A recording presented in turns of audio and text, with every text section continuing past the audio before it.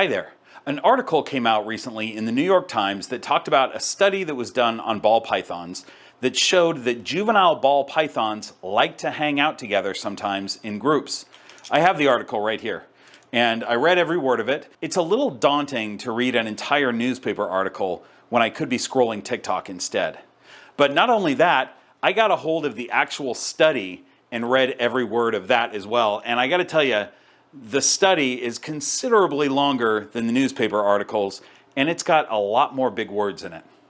And I'm not trying to brag here, but I understood some of the big words. So anyway, do these findings mean that we can start cohabitating our snakes? I mean, let's talk about it. So this study was fascinating. We've got multiple groups of ball pythons put in a room together for 10 days, and they hung out together most of the time, even when their home hide was taken away. Hey everyone, Future Bob here. I thought I would mention for the people who aren't too familiar with ball pythons why this is such a big deal. We've always thought of ball pythons as being a completely solitary species, only coming together when breeding. And there've recently been some anecdotal reports of people finding groups of ball pythons in the wild during certain parts of the year, and anecdotal stories from people like me talking about potentially social behaviors that they're witnessing in their pet ball pythons. But to have a paper come out, a scientific paper come out, stating that ball pythons are more social than we once thought is a pretty big deal. It's pretty cool. So as a non-scientist, I'm going to try to break down this study for you and explain it a little bit.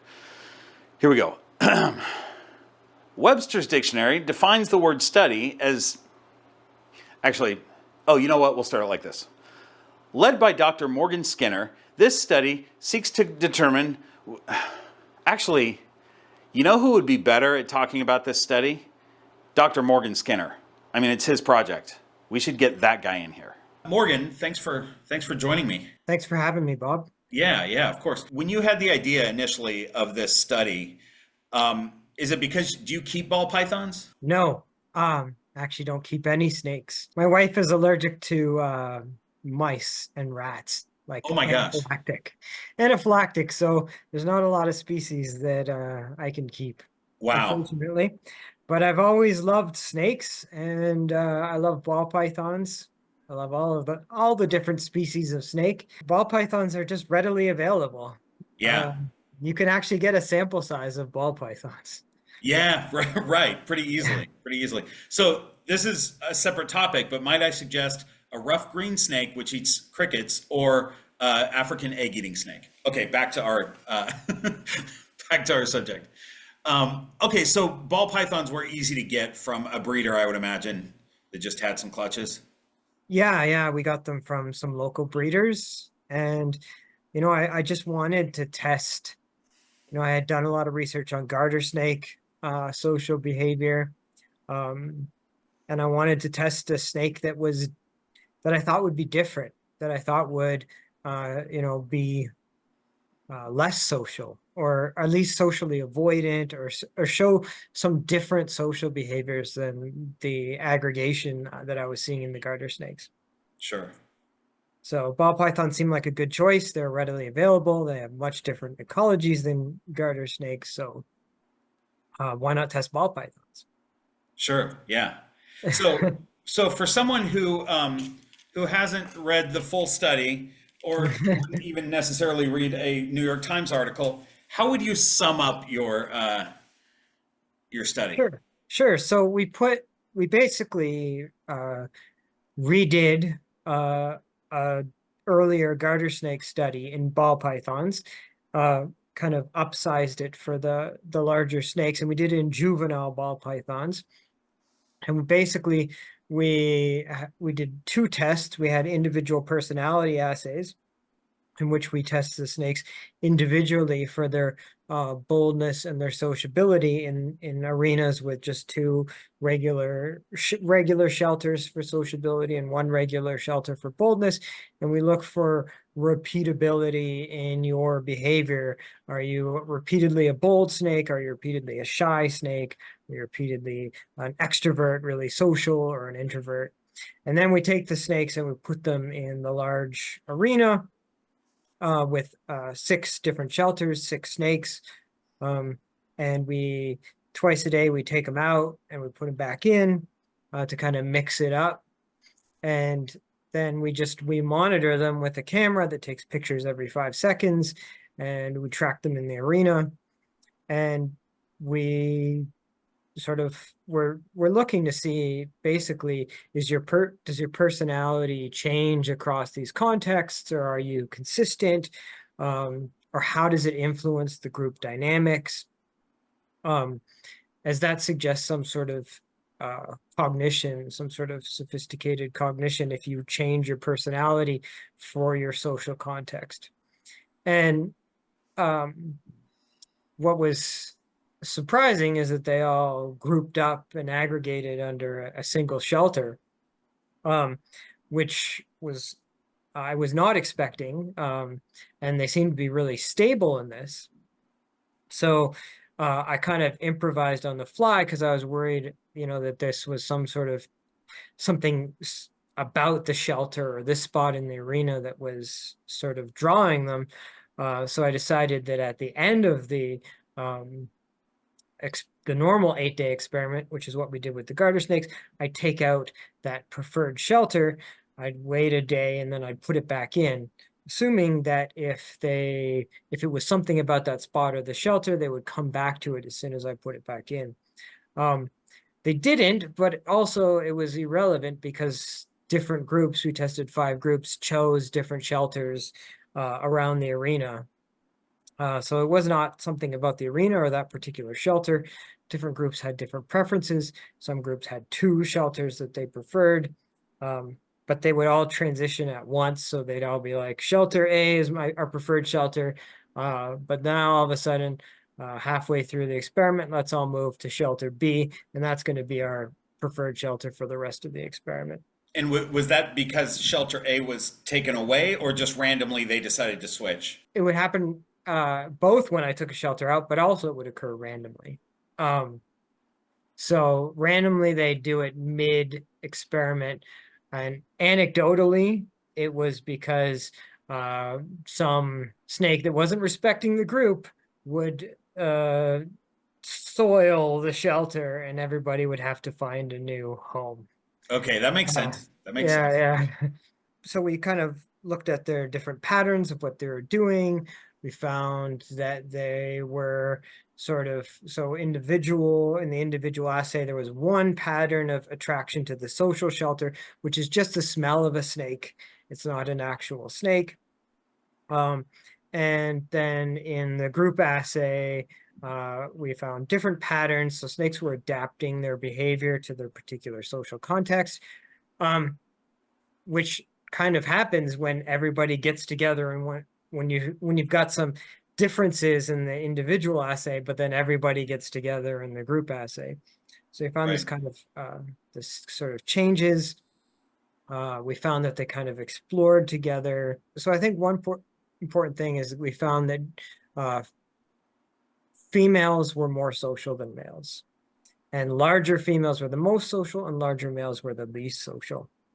And I don't know if you've mentioned this on this, but we're talking about juvenile ball pythons. So when you say larger, you still mean within that 5 to 8 month old range.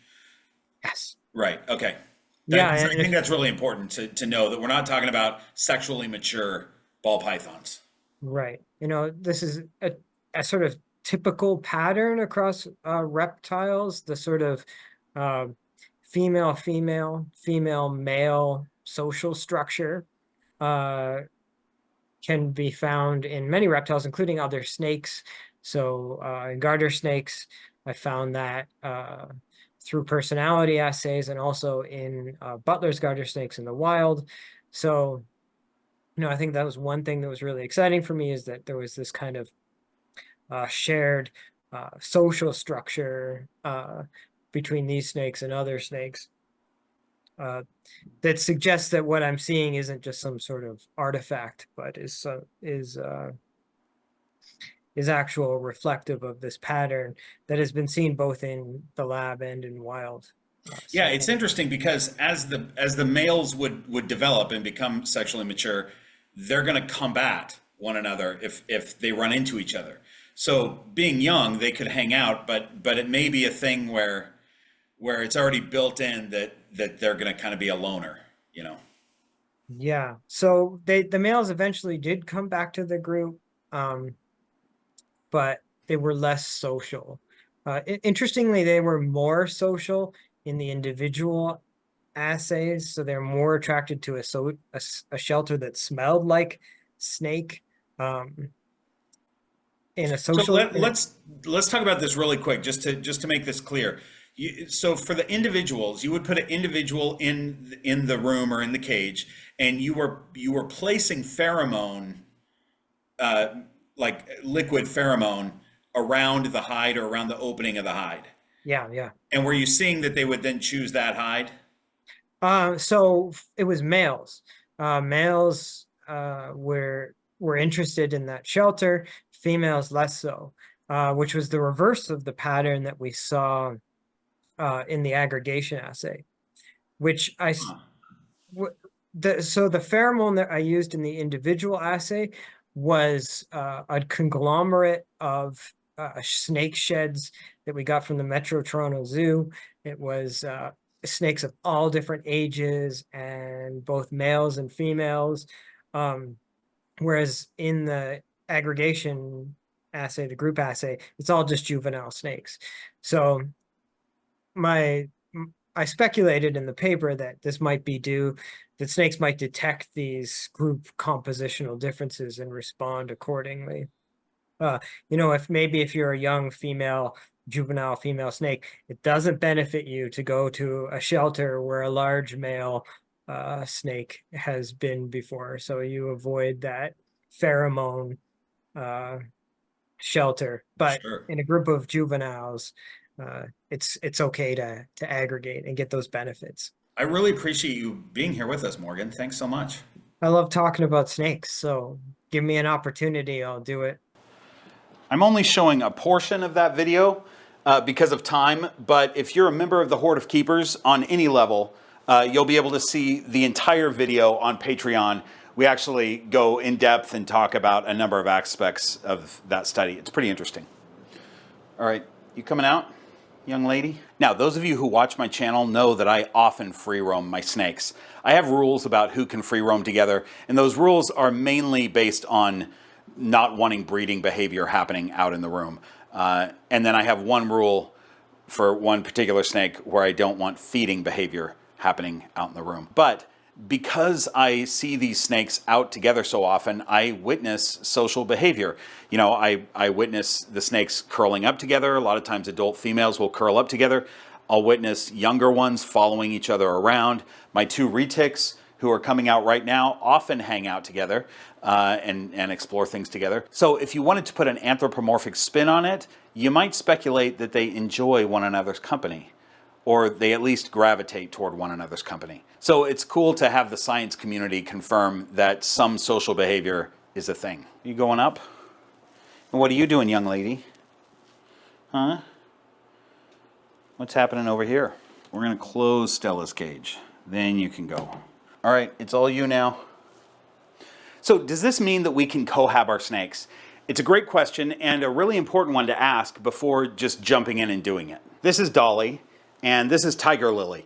We're going to talk about them while we scroll the Horde of Keepers. I just mentioned those folks. These are the people who support the channel, make these videos possible, and they get some extra perks, like that full interview that we were just talking about. Anyway, Dolly and Tiger Lily are about as close as any two ball pythons can be. They are both female.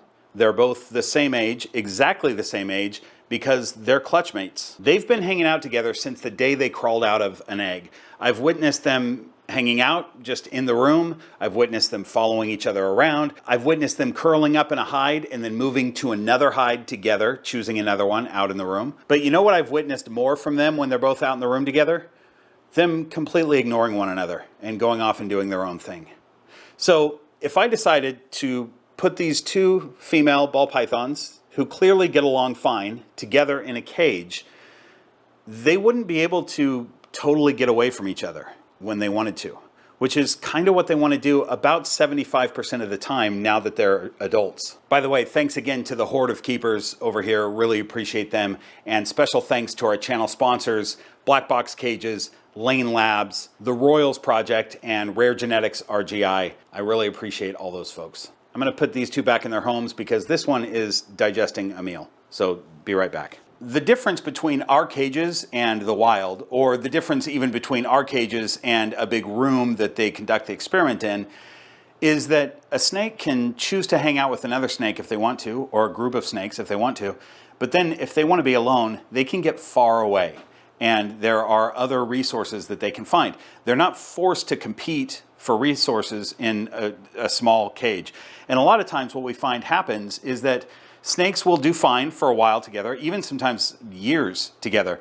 And then all of a sudden, they get tired of competing for resources. Hey, I'm doing a thing over here. What we've often seen with cohabitating ball pythons is that the stress eventually gets to them. And sometimes it takes a long time, like years.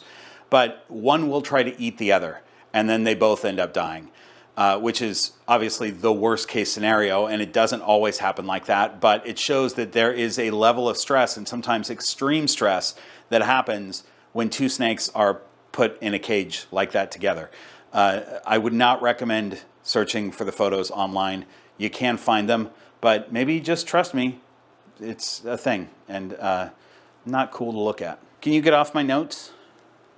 Can I have this? I need this clipboard. Thank you, Miss Echo. Yeah, there's no food over there. I'm sorry. Here, we can look at Echo while we do this part. I'm going to take a wild guess here and say that the person who just throws a couple ball pythons into a cage together is not an expert on the nuances of snake behavior, because they often interpret two ball pythons jostling for the best spot on the heat source as two BFFs cuddling. And, hey, what are you doing? There's no food here.